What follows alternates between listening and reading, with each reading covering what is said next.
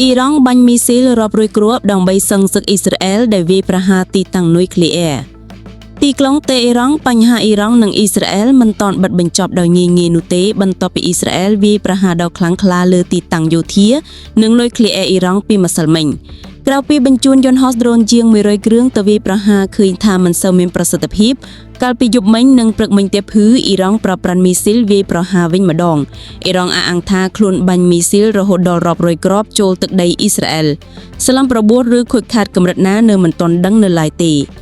ប្រភពខ្លះថាប្រព័ន្ធការពារដែនអាកាសរបស់អាមេរិកជួយបាញ់ទម្លាក់មីស៊ីលរបស់អ៊ីរ៉ង់មួយចំនួនកុំអីអ៊ីស្រាអែលប្រកាសជារងគ្រោះយ៉ាងដំណំអ៊ីរ៉ង់សម្រេចចិត្តវាយប្រហារលេខនេះបន្ទាប់ពីថ្នាក់ដឹកនាំរបស់ខ្លួនសច្ចាថាត្រូវតែសង្សឹកករណីដែលអ៊ីស្រាអែលវាយទីតាំងនុយក្លេអ៊ែរនិងសម្លាប់មនុស្សសំខាន់ៗដូចជាមេបញ្ជាកម្ពុជាឆ្មាំបដិវត្តន៍និងអ្នកវិទ្យាសាស្ត្រអ៊ីរ៉ង់ប្រមុខដឹកនាំអ៊ីស្រាអែលលោកណឺតាន់យ៉ាហ៊ូបញ្ជាក់ថាប្រតិបត្តិការសឹកដើម្បីចាត់ការកម្មវិធីនុយក្លេអ៊ែរអ៊ីរ៉ង់មិនទាន់បញ្ចប់ត្រឹមនេះទេ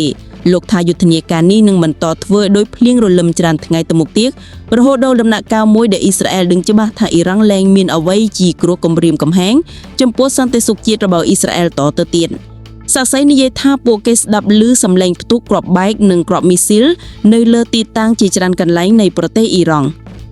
អ៊ីស្រាអែលអះអាងថាយប់មិញអ៊ីរ៉ង់បាញ់មីស៊ីលមួយអស់ដៃចូលទីក្រុងតុយធំរបស់ខ្លួនមិនតិចជាង100គ្រាប់នោះទេនេះគឺជាផ្នែកមួយនៃការសងសឹករបស់អ៊ីរ៉ង់ទៅលើអ៊ីស្រាអែលដែលវាយប្រហារទីតាំងនុយក្លេអ៊ែរនិងយោធាអ៊ីរ៉ង់ពីម្សិលមិញប៉ុន្តែភាគីទាំងពីរមិនទាន់បង្ហាញសញ្ញាដកថយនៅឡើយទេបន្ទាប់ពីអ៊ីរ៉ង់បញ្ជូនដ្រូន100គ្រឿងចូលដែនអាកាសអ៊ីស្រាអែលកាលពីថ្ងៃសុក្រអ៊ីស្រាអែលវាយប្រហារថែមទៀតកាលពីល្ងាចថ្ងៃសុក្រហើយនេះនៅយប់ថ្ងៃសុក្រនិងព្រឹកភ្លឺថ្ងៃសៅរ៍អ៊ីរ៉ង់បាញ់មីស៊ីលស្រោចដូចគ្រាប់ភ្លៀងចូលទីក្រុងតេឡាវីវយេរូសាឡឹមនិងទីក្រុងតុយធំដទៃទៀតទោះបីជាមានសំណាញ់ Mekia Iron Dome និងខៀលការពារដែនអាកាសអាមេរិកជួយទប់យ៉ាងណាក៏ដោយក៏អ៊ីស្រាអែលមិនអាចតាមចាប់មីស៊ីលរបស់អ៊ីរ៉ង់បាន 100% ដែរហើយនេះអាគីជាច្រើនកន្លែងត្រូវឆេះនៅក្នុងភ្លើងយ៉ាងសន្ធោសន្ធៅ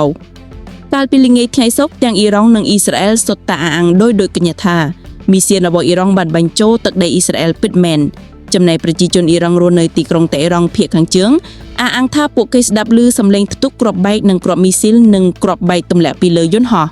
ទីភ្នាក់ងារព័ត៌មានអ៊ីរ៉ង់ផ្សាយថាអ៊ីស្រាអែលបានវាយប្រហារថែមទៀតពិតមែនរហូតមកដល់ពេលនេះគេមិនដឹងថាតើការវាយប្រហារគ្នាទៅវិញទៅមកលើកនេះធ្វើឲ្យស្លាប់របួសឬខូចខាតទ្រព្យសម្បត្តិកម្រិតណានៅមិនទាន់ដឹងនៅឡើយទេ